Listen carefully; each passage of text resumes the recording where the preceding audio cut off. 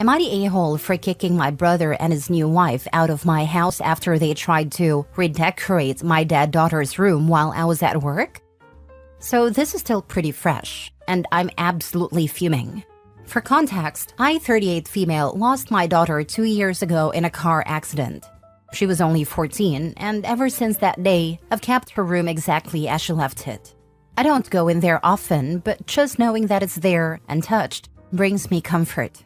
It's like having a piece of her still with me. Her posters, her art supplies, her clothes, all of it is still there. I can't bring myself to change it.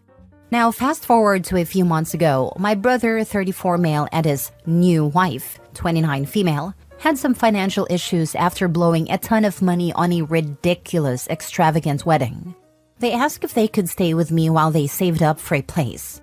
Even though I wasn't thrilled about it, I agreed because, well, family, right? At first, things were fine, until recently.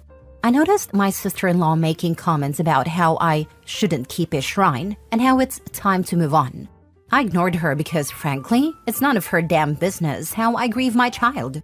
My brother mostly stayed quiet, but I could tell she was getting into his ear. Anyway, I came home from work last week to a literal nightmare. I walked into my daughter's room, and I kid you not, they had taken down all her posters, boxed up her stuff, and had started repainting the walls a hideous beige. They had moved in a bunch of generic furniture, hung up new curtains, and were apparently turning it into a guest room. I lost it, screaming, crying, the whole thing. I asked them what the heck they were thinking. And their response? My sister-in-law had a nerve to tell me that they did it as a favor to help me move on because it was unhealthy for me to keep the room as it was. I was shaking with rage. I told them to pack their stuff and get the heck out of my house immediately. My brother tried to calm me down, saying they meant well and were only trying to help me let go. He even tried to make me feel guilty by saying they had nowhere else to go right now, as if that would make me feel suddenly forgive them for destroying the last piece of my daughter I had left. I told them I didn't care, and they had crossed an unforgivable line. Now my whole family is divided. My parents think I overreacted and say I'm being heartless for kicking them out. They keep saying they were just trying to help. They didn't mean any harm, and that I'm being too harsh because people grieve differently. They even suggested I apologize and let them move back in. My brother is still texting me asking me to reconsider, saying they're in a tough spot. But all I see when I look at him is betrayal. So am I the a-hole for kicking them out and refusing to even consider letting them back in after what they did? Now for the top comments. Not the a-hole. Your parents can frankly shut the heck up. They know damn well you're a scumbag brother and a scumbag wife who are trying to take over your daughter's room so they have more space for themselves. And they still disrespected their granddaughter's memory to try and gaslight you otherwise. The utter nerve of your brother and sister-in-law. They are the way they are precisely because no one told them no before you. I am wondering how her parents would feel if they lost a daughter to no contact.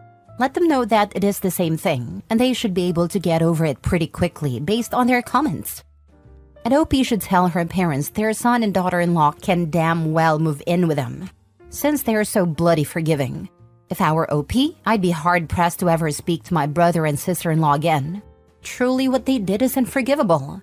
It would also be a good while before I could forgive my parents for being so unfeeling and cold toward me and my personal journey of grieving.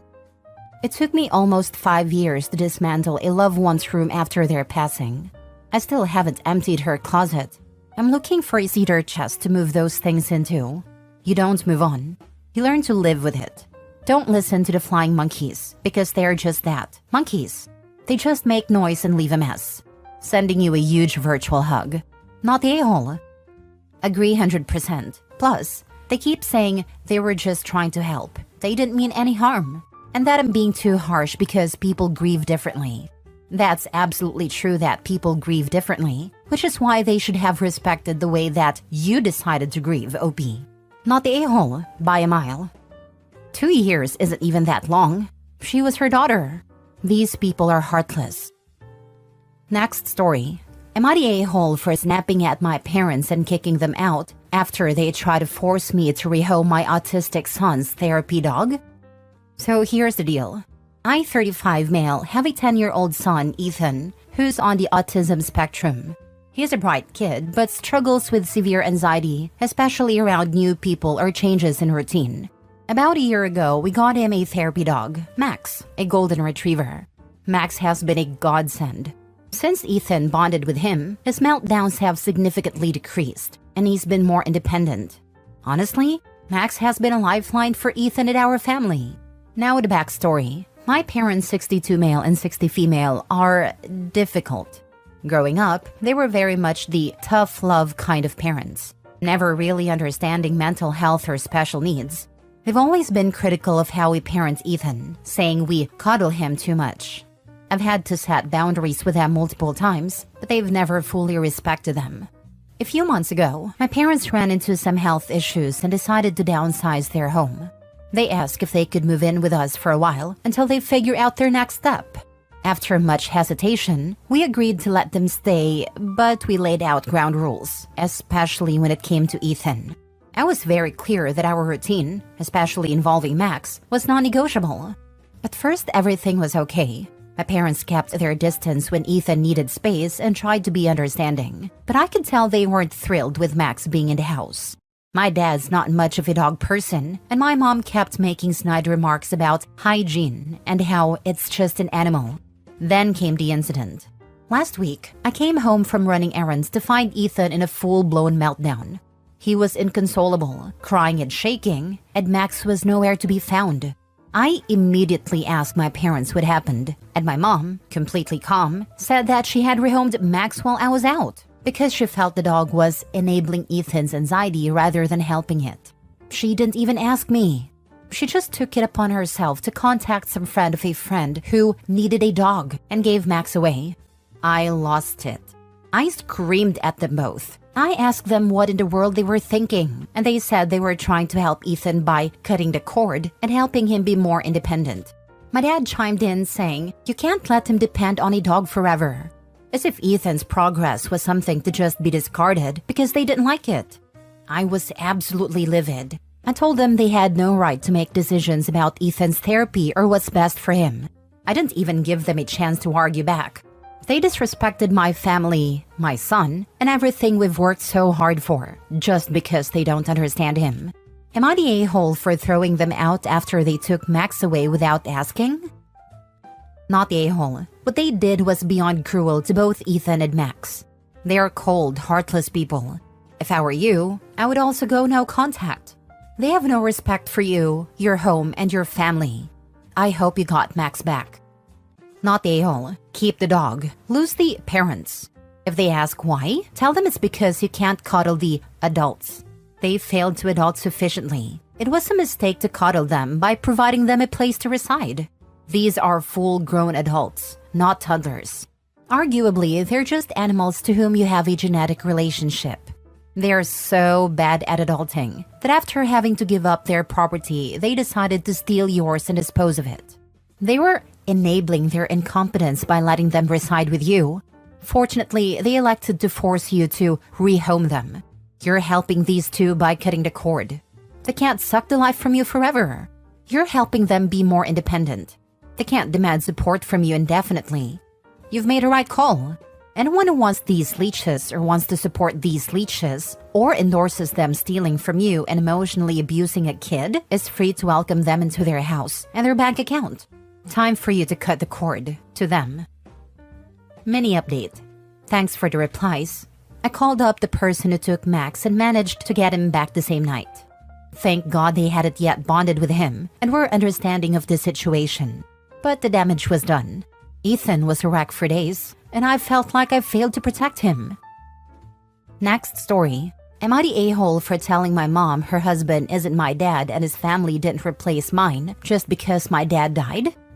I, 17 male, have a pretty blended family. Mom had me with my dad. They broke up when I was a baby. My mom had my half-sister Macy, 15 female, with a guy named Aaron. They weren't really together from what I know, but they shared custody of Macy her whole life, just like my parents shared custody of me before Dad died when I was 5. When I was 4, my mom started dating her first husband, husband number 1, and had my 3 other half-siblings, Daniel, 10 male, Lila, 9 female, and Kenna, 7 female. Mom and her first husband got divorced, and 2 years ago she remarried.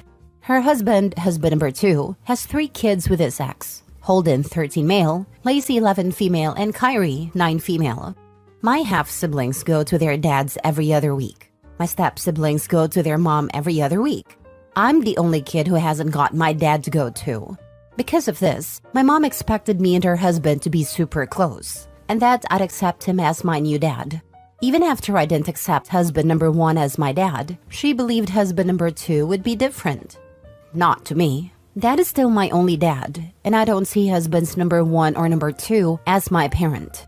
I have a close relationship with my extended family on dad's side. I have grandparents who live 10 minutes from me. I have 3 aunts who live within 30 minutes of me. 2 uncles who live less than an hour away. 24 cousins who live within those distances of me. Lol. I have cousins of my dad who are close to us as well. There are times when my half-siblings are with their dads that I'll ask to be with someone in dad's family. Mom doesn't like that I do it, but she does let me sometimes. But she really tries to push me to spend time with her husband or his family when my half-siblings are gone, or if I'm the only kid in the house. 2 weeks ago, my half-siblings were all gone to their dad's houses.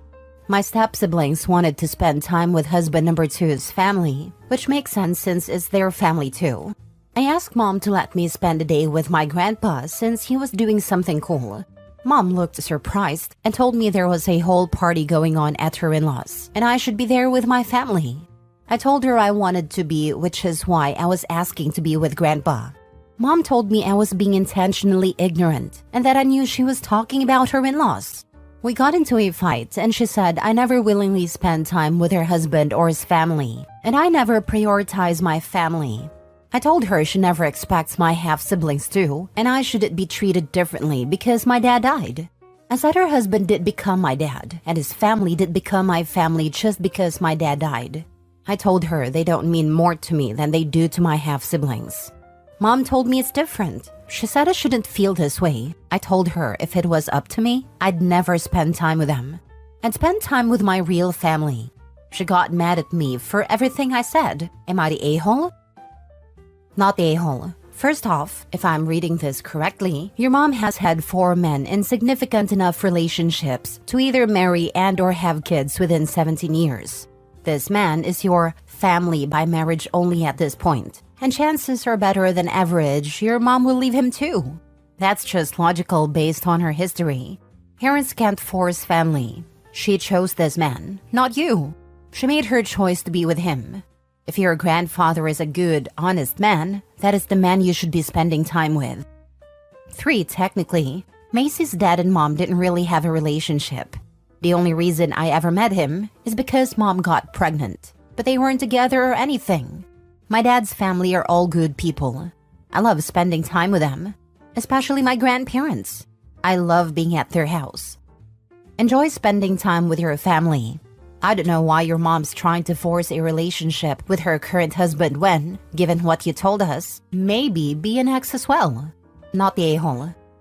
On your 18th birthday, move. Not the a-hole. Nobody gets to decide who you consider a family. Some people have great step-parents and siblings they want to consider their true parents, while not wanting to call their blood relatives their family. Others never developed that. Neither is wrong. You are the one that decides what you want to call your family. Don't let anyone tell you otherwise. Exactly. Shouldn't feel that way is not a thing and needs to be banished from the lexicon. A person feels how they feel. Last story. Am I the a-hole for cutting my dad off and staying with my stepmom after my dad cheated on her? I'm 20. My dad got married to my stepmom 6 years ago. I have known my stepmom for like 8 to 9 years now.